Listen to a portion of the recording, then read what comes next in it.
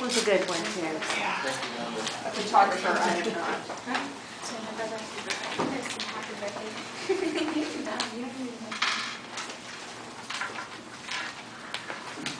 Whenever you're ready. Okay. So, I walk a lot. For the last 3 weeks, I've been hooking it to ACCs, 3 miles here and 3 miles back. And I would always be hot, sweaty, and sometimes I would take my shirt off and I'd come home and my parents would ask me why I look homeless. I think that's more to do with this mess on my head and my thin body, but anyways. I recently got one of these. Does anyone know what this is? Well, it's a bus pass. It's kind of hard to see from up back there, but I started taking the bus, and I would find myself pressed up against the window, just looking out, feeling like a kid that was just taken away from his parents, being sent off to an orphanage. I was like, wow, why do I feel sad? Why? I'm not hot, I'm not sweaty anymore, and I don't have to look homeless. And then I found out, wow, I miss the walking. I miss walking. And then I looked into it, and I've realized that walking is an integral part of my life, and that it can have a big benefit in other people's lives. And I think for a better quality of life, you should walk more. Emerson once said, "When you have worn out your shoes, the strength of the shoe leather has passed into the fiber of your body. I measure your health by the number of shoes and hats and clothes that you have worn out." So if you want to be, so humans have been walking for maybe a million plus years, and so it's a big part of our lives. And to be healthy, to be strong, to be fit, be sound of mind and body, you should walk. Now, our lifestyles have transformed in recent years, and this has led to a lack of walking, which has led to a poorer quality of life because this lack of walking has been caused through an impact of cars and an increasingly sedentary lifestyle. We've become more dependent on technology for our transport, with serious consequences. The Federal Highway Administration and Transportation Air Quality Commission found that cars contribute 34% of all volatile organic compounds found in the air, and that's what leads to smog, and that's what you hear about during the ozone action days. Like if you're elderly or you have asthma, be careful when you go out because you might get sick, you might collapse. Cars use up 16% of all energy used in the United States and 43% of the petroleum. And roads cover approximately 1/5 of all urban areas.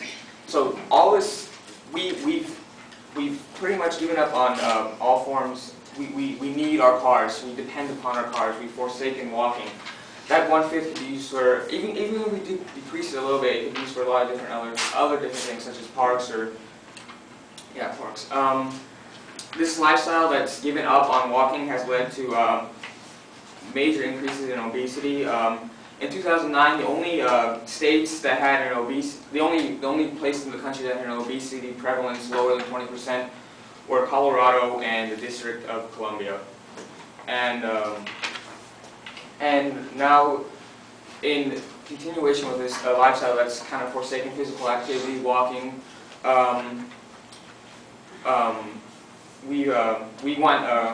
we shouldn't have to work. We feel like we shouldn't have to work for our entertainment. It should work for us. So we've enslaved the machines, our computers, our TVs, to give us entertainment. And this shows in the percentage of adults who engage in no leisure time physical activity being at 36%. Now, in our march towards progress for a better tomorrow, we're stuck in a more inactive today, where as a collective we're eating more fatty fast foods. And this goes back to the Industrial Revolution, when machines started replacing labor. So we gained more leisure time, but even in our leisure time, we found that the machines and our technology can help us. Can make things easier for us, which is kind of an oxymoron. Leisure being easy, easier leisure. My bad. And so we invented television, video games, computers, and with our continued advancement, we came up with quick, easy fast food. In 1968, there were 1,000 McDonald's. And now in 2002, according to Fast Food Nation, there were 30,000 worldwide, with 2,000 new ones opening each year. Fast food is one of America's most important cultural exports. So we are becoming more and more unhealthy. So this is why we need to increase the walking in our lives. A Danish philosopher once said, "Above all, do not lose your desire to walk. Every day I walk myself into a state of well-being and walk away from every illness. I walk into the best thoughts, and I know of no thought so burdensome that I can not walk away from it." In Transcendentalism, to know yourself, you have to get to know the world around you. And this is I find, from my personal experience, walking has given me a great view on the world. It just brings you into communion with everything around you. I remember once I got lost in the forest, and I'd never been at such peace. I could just really sit down, get away from the rat race, and think, wow, existence is great, life is great. This is pretty much pretty dope, pretty awesome. Promoters of health, doctors should be promoting walking too, because the CDC found in an 8-year study of about 3,000 diabetics, 3 to 4 hours of walking a week lowered their mortality rate by 54%. Even 2 hours will lower it about 34%. So everyone who wants a higher quality of life should walk more. So there's no without walking, we've adopted forms of transportation that have become polluted our planet, and then so while walking may seem slow and inefficient, by reintroducing it into our lives, we stand to reap many benefits. So the next time the couch calls you, the next time a day of sloth calls upon you, say no, forsake the car, and go out on a walk.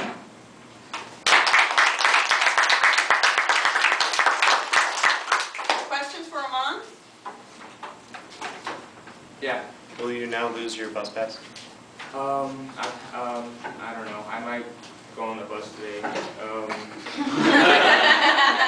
kind of hot outside. Yeah. Any other questions? How long does it take you to go 3 miles? About 45 minutes. The average human can walk. The average rate for